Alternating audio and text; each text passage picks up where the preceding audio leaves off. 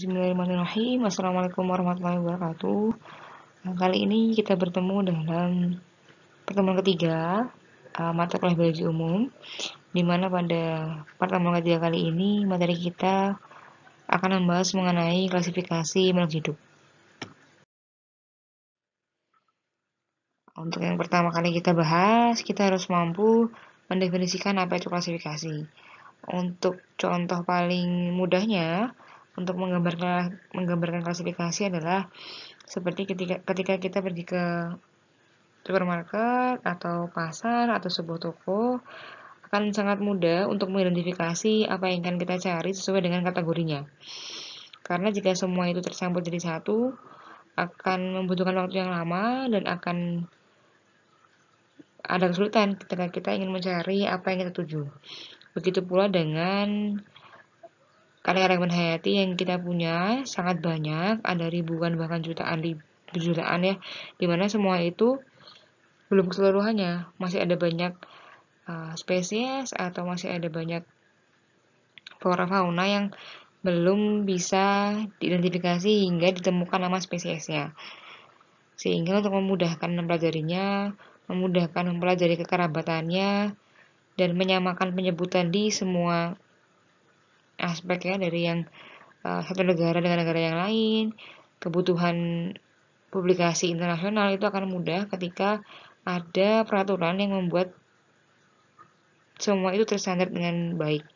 Untuk itu, makanya oleh Pak Karosineus ini dibuatlah suatu sistem yang memudahkan ketika kita ingin mempelajari atau menyebutnya dalam pertemuan ilmiah. Sehingga apa itu klasifikasi sesuai dengan bahasanya, ada kata taksis yaitu susunan dan juga nomos yaitu hukum, berarti ada aturan untuk penyebutan atau penulisan nama ilmiah. Dan taksonomi ini nanti akan mempelajari mengenai makhluk hidup secara sistematis dan juga bertahap. Seperti di bawah ini kita tahu ada beberapa sebutan tingkatan dari kingdom, phylum, kelas, ordo, family, genus hingga spesies, baik dalam dunia hewan maupun dunia tumbuhan. Mereka punya tingkatan-tingkatannya, dimana semakin ke bawah tingkatan itu mereka akan mempunyai persamaan yang semakin sedikit ya. Jadi ini menggambarkan piramida terbalik, di mana semakin ke bawah dia memiliki persamaan yang semakin sedikit dan semakin rinci sesuai dengan ciri-ciri spesifik dari spesies itu.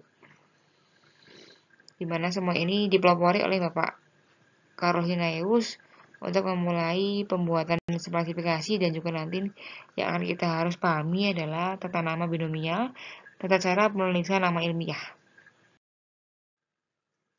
Selain kita harus paham tentang klasifikasi taksonomi, kita juga harus memahami mengenai sistematika, di mana sistematika ini merupakan ilmu yang mempelajari tentang kehati kadang-kadang hidup untuk dapat menentukan sejarah evolusi dan hubungan antar organisme dan menggunakan filogeni dalam mengklasifikasikan organisme. Nih ya, dalam bukunya Karosineus tentang sistematika ini yang menerangkan mengenai ilmu sistematika. Untuk sistem klasifikasi sendiri yang kita harus pahami ada tiga tingkatan ya. Yang pertama ada klasifikasi sistem alami, itu yang paling simple. Kemudian ada klasifikasi sistem buatan, dan juga terakhir klasifikasi sistem filogenik yang dicetuskan oleh Charles Darwin yang menggunakan hubungan kerabatan ya. Sebenarnya kalau buatan ini hanya menggunakan ciri-ciri yang sengaja dibuat di sini. Untuk klasifikasi alami, mereka menggunakan ciri-ciri morfologi, ciri-ciri anatomi, ciri-ciri fisiologi yang memang sudah ada dan terlihat secara alamiah. Untuk filogeni, itu dibuat berdasarkan sejarah evolusi. Untuk klasifikasi buatan, dibuat berdasarkan persamaan ciri morfologi yang mudah dilihat. Jadi dibuat oleh pencetusnya dengan ciri-ciri yang dibuat untuk bisa memudahkan mengkategorikan makhluk hidup. Untuk klasifikasi makhluk hidup itu didasarkan pada perbedaan dan persamaan. Jadi seberapa banyak perbedaannya, persamaannya itu akan memisah-misah makhluk hidup menjadi beberapa kelompok. Kemudian dari perbedaan dan persamaan itu akan menunjukkan hubungan evolusi. Mengklasifikasi makhluk hidup ini dilakukan oleh ahli taksonomi yang dia akan membuat atau mengembangkan sistem klasifikasi. Tingkatan takson sendiri untuk perkembangannya dimulai dari 2 domain ya. Dari yang kita tahu hanya ada Protista dan juga Monera, di mana yang bersel 1 dan prokaryotik itu masuknya ke, nah dia masih prokaryotik. Kemudian untuk yang sudah multisel dan dia sudah punya semua organela, dia masuk ke eukaryotik. Kemudian berkembang menjadi sistem 3 domain. Ada bakteria, arkebakteria, dan eukariota. Eukariota ini dibagi menjadi 4 kingdom lagi di bawahnya. Ada protista, fungi, plantae, animalia. Hingga sekarang yang sering kita pelajari itu adalah yang sistem 5 kingdom. Jadi 5 kingdom ini sudah memiliki perbedaan yang spesifik. Kingdom yang pertama ada protista. Yang pertama ada monera. Kemudian yang kedua ada protista. Kemudian ada fungi, lantai, dan animalia. Dimana monera itu sebenarnya intinya ada bakteria sama alga biru sebagai anggotanya. Kemudian dilanjutkan untuk kingdom yang sudah eukaryotik ada protista, fungi, dan animalia. Ini untuk klasifikasi sistem alami, contohnya yaitu membedakan antara tumbuhan dan hewan. Untuk tumbuhan sendiri contohnya adalah membedakan dari jenis pohonnya ya. Ketika kita menyebut itu tumbuhan semak, berarti dia tidak berkayu ya, dia cenderung rendah, batangnya kecil, itu bisa kita sebut sebagai semak. Namun jika kita sebut sebagai pohon, biasanya dia itu lebih cenderung ke tumbuhan-tumbuhan yang punya diameter yang besar, mempunyai panjang yang tinggi ya, sehingga kita bisa melihat dia sebagai pohon. Itu berbeda dengan semak-semak yang dia tidak punya diameter lingkar pohon yang besar ya. Atau disebut perdu jika dia berada di posisi keduanya, antara semak dan juga pohon. Tidak begitu besar, namun juga tidak terlalu kecil seperti semak. Ini jika kita melihat sistem klasifikasi secara alamiah, jadi hanya sesuai dengan kenamakan alami yang ada. Jika buatan ini misalnya dibuat berdasarkan hewan beracun atau tidak, ya. Kemudian dari ciri ini kan kita bisa mengklasifikasikan hewan-hewan ini termasuk hewan-hewan beracun, hewan-hewan yang lain yang tidak beracun. Itu kan kita buat sesuai dengan ciri yang ditentukan oleh peneliti. Jadi tidak terlihat oleh mata langsung, tapi dibuat untuk membedakan suatu kelompok hewan atau tumbuhan berdasarkan ciri-ciri yang kita buat sendiri. Kemudian ini yang menurut Charles Darwin, klasifikasi sistem filogenetik, di mana pada klasifikasi ini dia berdasarkan dari filogeni, yaitu hubungan kekerabatan. Si Charles Darwin ini mengatakan bahwa adanya persamaan struktur tubuh itu bisa menunjukkan hubungan kerabatan yang lebih dekat dibandingkan yang tidak memiliki persamaan ya. Semakin berbeda ciri-ciri struktur tubuhnya, maka dia semakin jauh kerabatannya. Ini merupakan contoh dari sistem klasifikasi sistem filogenetik yang dicetuskan oleh Charles Darwin. Kemudian ada lagi persamaan homologi dan analogi, di mana untuk homologi bisa kita lihat di sini ada tangan manusia, ada tunggai kucing, tunggai lumba-lumba, dan sayap kelelawar. Mereka ini mempunyai fungsi berbeda. Tangan manusia, tangannya kita kan bisa untuk memegang gitu ya, bukan untuk berjalan. Sementara untuk kucing, dia kan untuk bertungkai depannya juga berfungsi untuk berjalan. Lumba-lumba dia itu bisa untuk berenang. Kelelawar dia itu untuk terbang. Fungsinya sangat berbeda. Namun keempat organ ini ternyata dia memiliki awal perkembangan embrio yang sama. Itulah pengertian dari homologi. Dia punya awal perkembangan yang sama, namun ketika sudah dewasa mereka mempunyai fungsi yang jauh berbeda. Manusia untuk aktivitas memegang begitu ya, kucing untuk berjalan, lumba-lumba untuk berenang, sementara kelelawar untuk terbang. Kemudian untuk analogi, dia itu memiliki perkembangan yang beda dulunya, namun sekarang mempunyai fungsi yang sama. Ini sama-sama sayap kupu-kupu, sayap burung, sayap kelelawar, sama-sama sayap, mereka punya fungsi yang sama untuk lokomosi terbang. Itu namanya analog. Ini jenjang taksonomi kita harus tahu ada kingdom, phylum, ada divisi, biasanya phylum untuk yang kingdom hewan ya, divisi untuk yang kingdom tumbuhan, ada kelas, ordo, family, genus, spesies. Dimana tadi untuk menggambarkannya ada piramida terbalik, semakin kecil semakin ke spesies ya, berarti dia mempunyai perbedaan yang semakin besar sehingga mudah untuk membedakan. Misalnya kita lihat anjing dan kucing, itu kan jelas beda spesies, sekalipun mereka sama-sama kingdomnya Animalia. Namun mereka punya fungsi yang beda dari cara makan, cara bergeraknya, reproduksinya. Maka semakin ke spesies dia memiliki persamaan yang semakin sedikit. Ini contoh untuk 7 levels example ya, ada untuk ini kingdom Animalia, semua yang kita sebut hewan bisa masuk ke dalam sini. Misalnya ini singa ya, singa, panda, kemudian ular, bintang laut, itu semua akan masuk ke dalam kingdom Animalia. Namun tidak semua masuk ke dalam kingdom Chordata. Chordata itu yang dia mempunyai tulang belakang atau mempunyai notochord pada saat embrionya. Bintang laut tidak masuk ke dalam Chordata karena dia tidak termasuk dalam Chordata. Dia tidak memiliki tulang belakang. Kemudian ada mamalia, dia itu menyusui. Sementara ular dia tidak masuk dalam mamalia. Untuk karnivora itu dia termasuk hewan yang memakan daging. Ya. Semakin ke bawah ini terlihat gambarnya semakin kecil ya, piramida terbalik sehingga dia tidak memasukkan semua animalnya ke dalam spesies ini, namun hanya semakin spesifik semakin sedikit anggotanya begitu.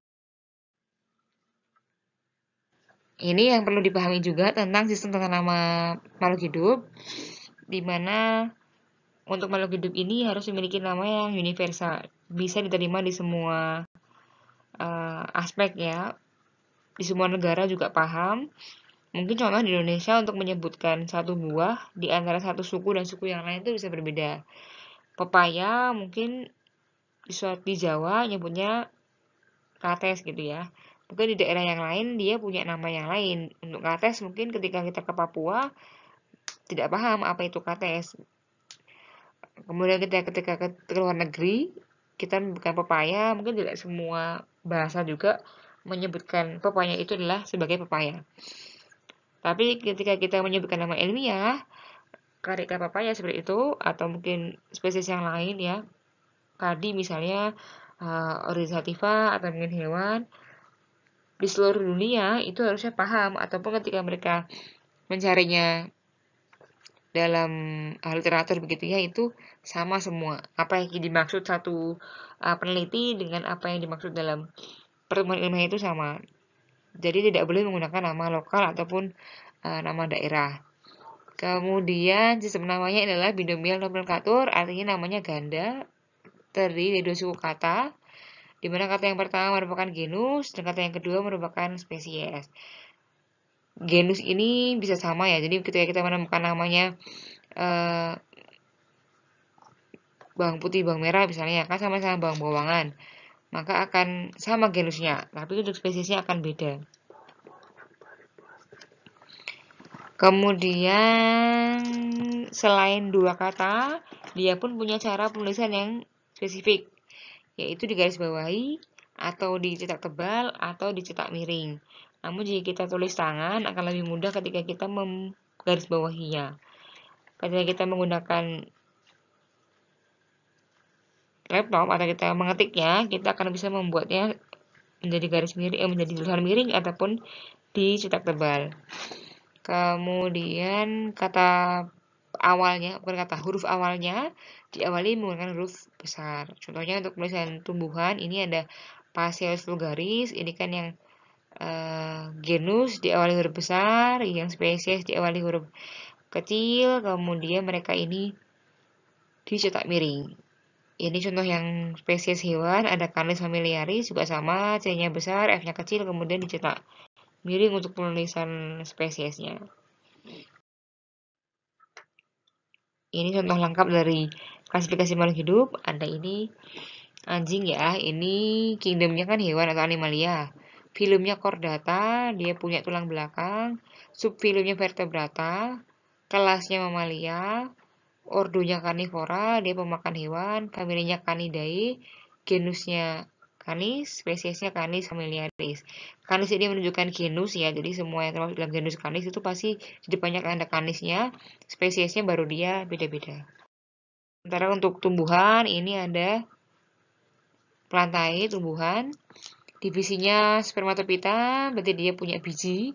Spermatopita itu tumbuhan berbiji. Kelasnya Angiospermae, berbiji terbuka. Kemudian ada leguminasi, kacang-kacangan ya, dia sama-sama kacang-kacangan. Tapi semakin ke bawah dia beda, yang sini familinya Papilionaceae, yang sini Mimosaceae, genusnya Phaseolus, ini Mimosa.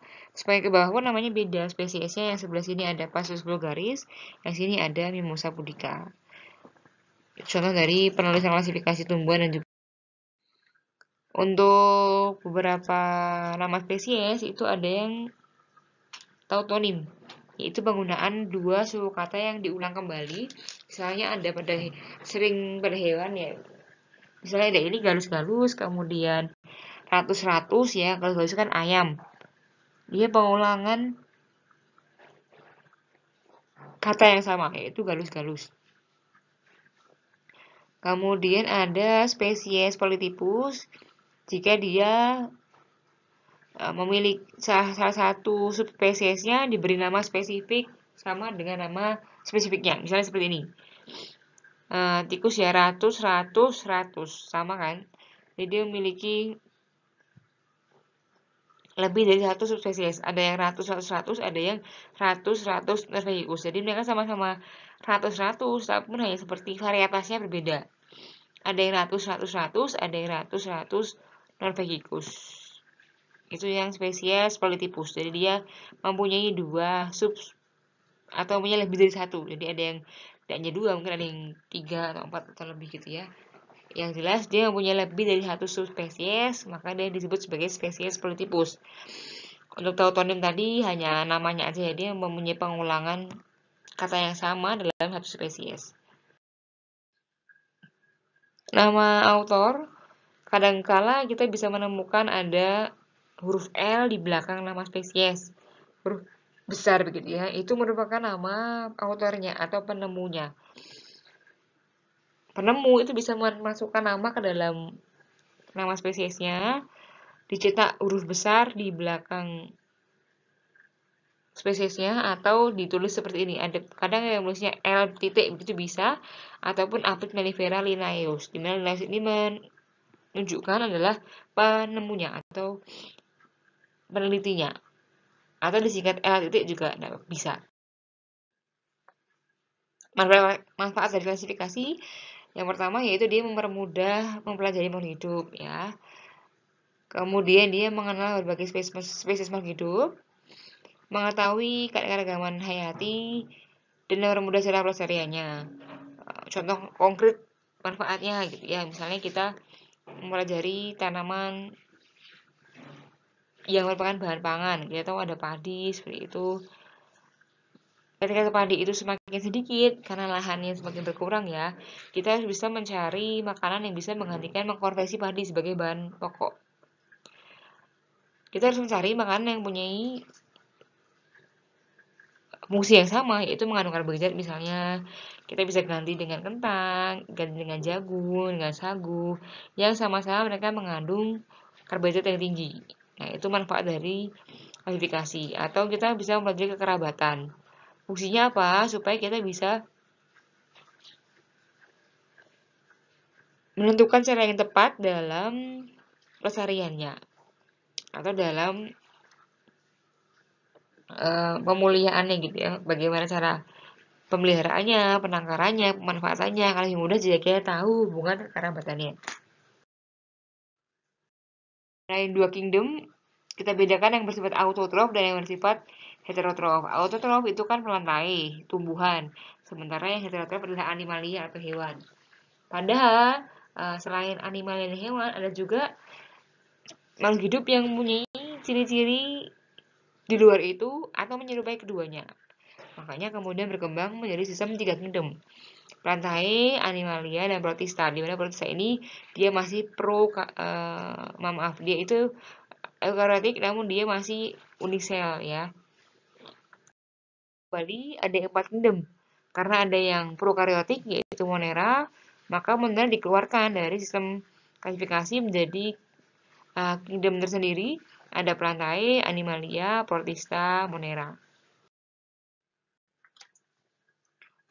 Lanjut pada sistem 5 kingdom, di mana terdapat 5 kingdom yang sudah mempunyai ciri-ciri spesifik, kayak ada Monera, Protista, Plantae, Animalia, Fungi. Monera, ada ciri khasnya adalah masih prokaryotik. Prokaryotik pengertiannya apa? Dia tidak punya membran inti. Dan juga organelanya masih sangat terbatas. Dia hanya punya mesosom. Di sini mesosom fungsinya sama seperti mitokondria sebagai sumber energi. Kemudian dia punya ribosom, penghasil protein.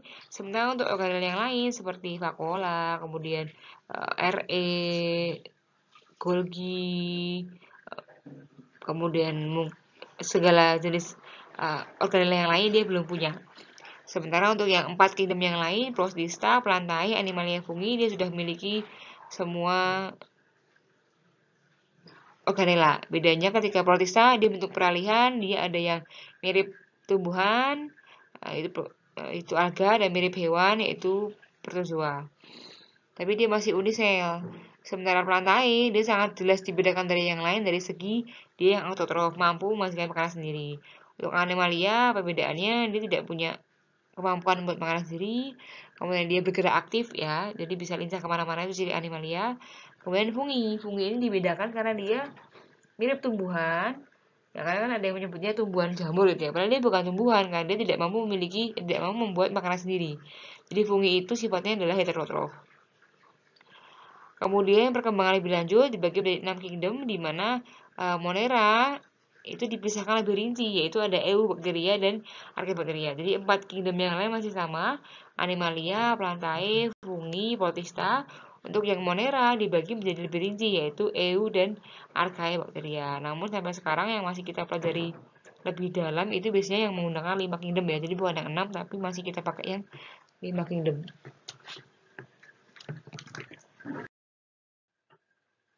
Ini 6 kingdom ya sampai dengan tadi. Untuk mempermudah mempelajarinya, seperti ini gambarnya. Ada yang Protista, ada yang Monera, Fungi, Plantae, Animalia. Yang paling gampang dibedakan kan Animalia ya, dia jelas terlihat, jelas organisme yang mampu bergerak, namun dia tidak mampu membuat makanan sendiri. Untuk Plantae, dia mampu membuat makanan sendiri, jadi dia tidak bergerak aktif, dia gerakannya pasif, tapi dia bisa menggunakan sumber zat hara, cahaya matahari dalam proses pembuatan makanan. Untuk jamur, dia mirip tumbuhan, tapi dia tidak bisa membuat makanan sendiri. Dia heterotrof, sehingga dipisahkan dari tumbuhan. Untuk Monera, ciri khas dari Monera dia masih prokaryotik, jadi dia tidak punya membran inti.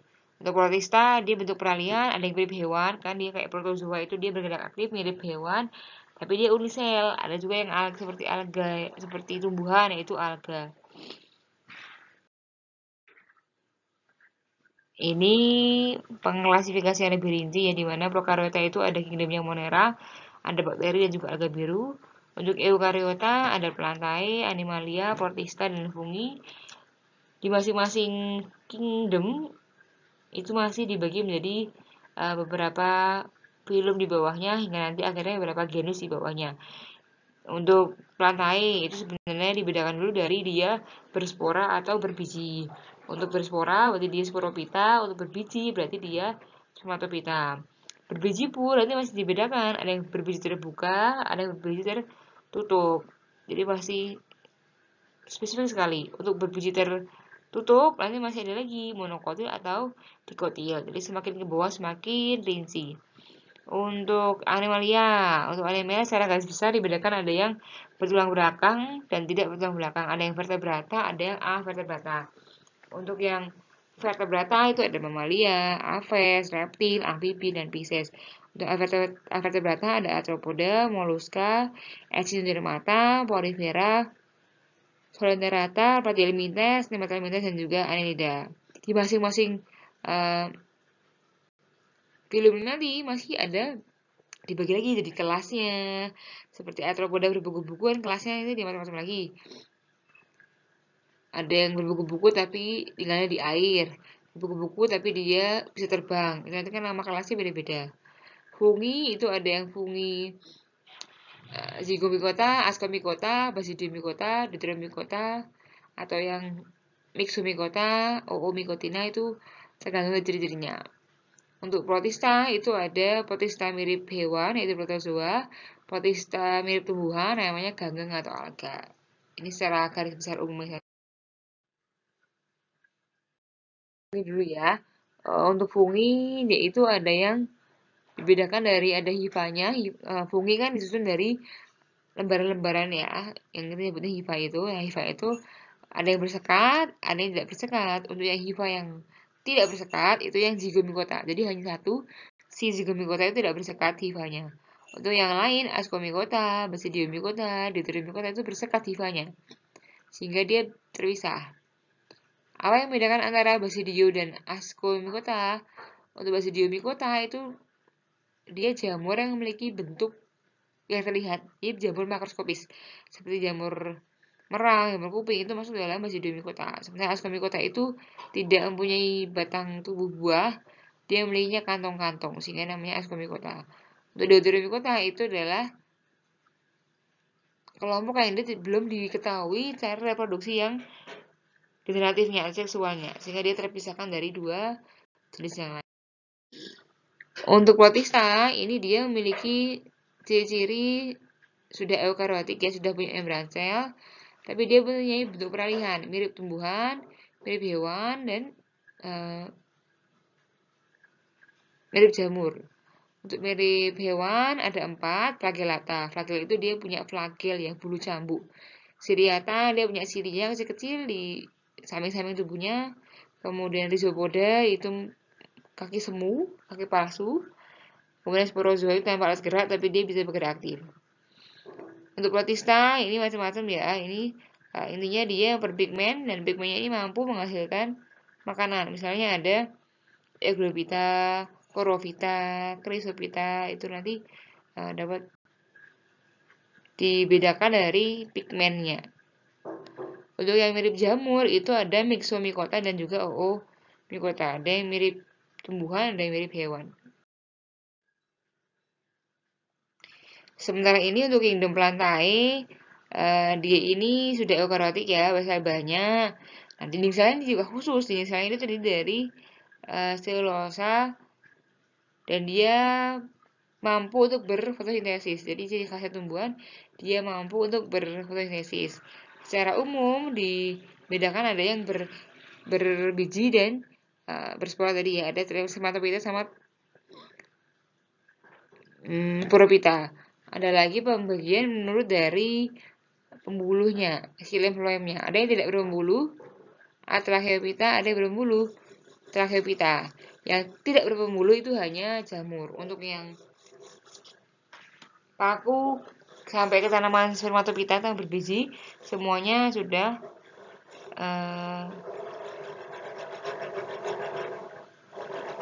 memiliki bekas pengangkut ya, pembuluh. Ini tumbuhan, bedanya yang pertama ada Tracheophyta sama Tracheophyta. tidak punya pembuluh dan punya pembuluh. Yang tak berbulu misalnya apa? Ada lumut. Lumut contohnya ada hepatitis C atau hepatitis lumut tanduk dan lumut daun. Untuk paku juga sama, itu punya 4 kelas di bawahnya. Kemudian spermatopita itu tumbuh berbiji, ada yang gimnospermi berbiji terbuka dan angiospermi berbiji tertutup.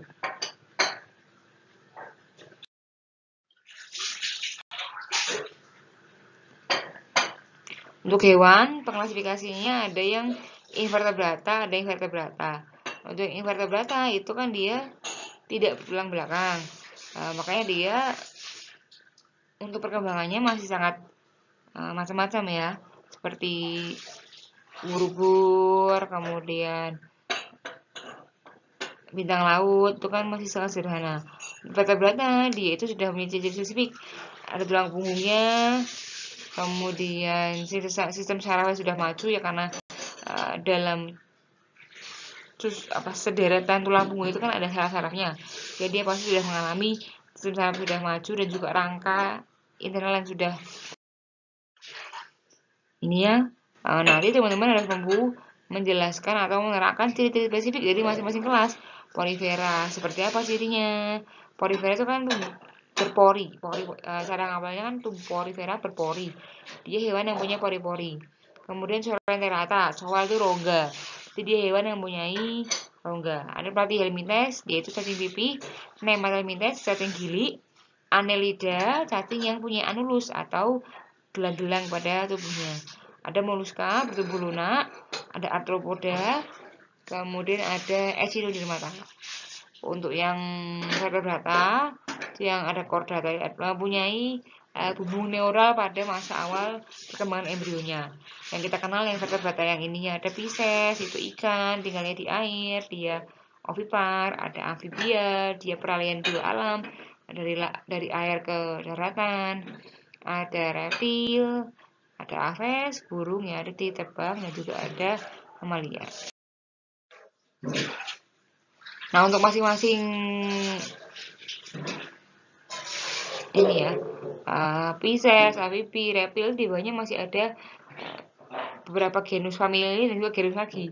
Sangat banyak. Makanya untuk mempelajari itu tidak bisa satu kali waktu, tapi kita mempelajarinya satu persatu. Karena dari satu Pisces gitu misalnya kita mau mengidentifikasi Pisces itu kita butuh buku yang dia mampu mengcover semua jenis Pisces karena kita tidak mampu bisa menghafalkan semua jenis spesies dalam satu waktu. Sehingga kita punya buku kunci dikotom untuk bisa memastikan bahwa tumbuhan atau hewan tertentu termasuk dalam spesies yang mana. Ya, contoh jadi pembedanya kalau Pisces jelas dia berenang ya, dia Poikilotherium, kemudian tubuhnya ditutup oleh sisik tipis, dia ovipar. Untuk amfibi, dia berdarah dingin, tubuhnya ditutup oleh kulit yang selalu basah, selalu lembab ya. Kemudian ada di hidupnya di dua tempat, ada di air dan juga di darat, dan kemudian dia berkembang biak dengan bertelur. Reptil dia melata, dia poikilotherium itu dari reptil, aves, mamalia. Oke. Reptil itu masih sama dengan yang Pisces sama amfibi ya. Dia masih suhunya itu tergantung lingkungannya. Dia tidak bisa mengatur suhu tubuhnya sendiri. Kemudian tubuh diselimuti oleh kulit yang keras, sama-sama bersisik, tapi bedanya kalau pada reptil sisiknya keras. Nah, dia ada yang ovovipar, ada yang ovipar. Aves burung dia berdarah panas sama dengan manusia ya. Aves itu gabungannya sama manusia, dia berdarah panas. Kemudian kalau Aves kan dia sudah punya bulu yang nggak tumbuh ya, maka dia ditutupi oleh bulu. Untuk mamalia dia tidak ada mekanisme seperti itu, jadi biasanya pengaturan tubuhnya itu sesuai dengan perintah otak. Ini hanya gambar saja. Pasti teman-teman sudah bisa bedakan ya mana yang vertebrata, mana yang invertebrata. Dilihat dari ciri-cirinya terlihat Tapi kalau bingung bisa menggunakan buku kunci dikotom. Ini polifera tadi hewan berpori-pori seperti itu ya, kayak spons gitu, itu polifera. Kemudian Colenterata dia itu mempunyai dua fase kehidupan. Ada yang fase polip atau diam, itu diam ya, polip atau medusa seperti ini. Untuk fase yang medusa, dia bisa berenang aktif. Untuk yang fase yang polip, dia hanya bisa melekat pada bawah medianya. Kemudian cacing, golongannya Vermes, cacing kan ada Platyhelminthes, Nemathelminthes, Annelida. Untuk yang sering kita jumpai kan yang Annelida, cacing tanah itu Annelida. Untuk Platyhelminthes dan Nemathelminthes seringnya mereka menyebabkan gangguan sehingga lebih terkenalnya mereka ketika adanya penyakit. Kemudian ada yang moluska hewan lunak. Hewan lunak ada yang punya cangkang kayak capit gitu ya. Ada yang cuma cangkangnya cuma satu, macam-macam. Ada yang kayak terem. Oh, ini ada cumi ya. Cumi itu lunak. Siput juga lunak, dia bercangkang. Echinodermata, dia itu berkulit duri. Hewannya berkulit duri. Contoh yang paling sering diamati seperti ini ya, bulu babi, bintang laut, teripang laut itu ditemukan di pantai. Kemudian arthropoda, dia itu bersekat-sekat tubuhnya. Ada yang bersekat-sekat tapi di daratan, insekta. Ada yang bersekat-sekat tapi dia di air, krustase. Jadi harus paham dengan tingkatan taksonominya. Sekalipun nanti dalam mencari spesies dibantu oleh Bodhikotom, tapi setidaknya kita sudah tahu dulu kelas-kelas yang ada pada setiap. Kemudian ini langkah-langkah mengenalinya atau membawa berbagai ciri-ciri untuk memudahkan klasifikasian. Ada identifikasi ciri makhluk hidup, membandingkan menyamakan dengan makhluk hidup yang sudah dikenal. Kemudian dasarnya bisa berupa ingatan, sistem acuan, pustaka, komputer. Yang dikotom itu semakin spesifik, dia akan semakin sedikit anggotanya.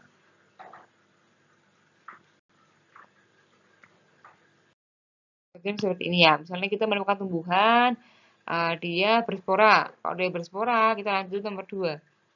Tumbuhannya petanya jelas, oh dia jelas suplir ya. Ketika tumbuhan itu tidak berspora, dia lanjut ke nomor 3, tapi dia milihnya yang ini ya. Nanti lama-lama kita akan tahu nama spesiesnya apa itu pada kolom terakhir yang kita baca. Ini untuk hewan juga sama, dia punya sistem dikotom dua ya, dua pilihan adalah kata misalnya dia homoio atau poikilo. Kata itu kan masih poikilo, berarti dia nomor 8. Nomor 8, oh ini tidak ada. Harusnya urut ya, misalnya ini kita anggap dia homoeotermis nomor 2. Nomor 2 dia di darat, berarti nomor 3. Nomor 3 punya akar rambut, jadi dia akan bertahap sampai nanti akhirnya sampai ke nama spesiesnya.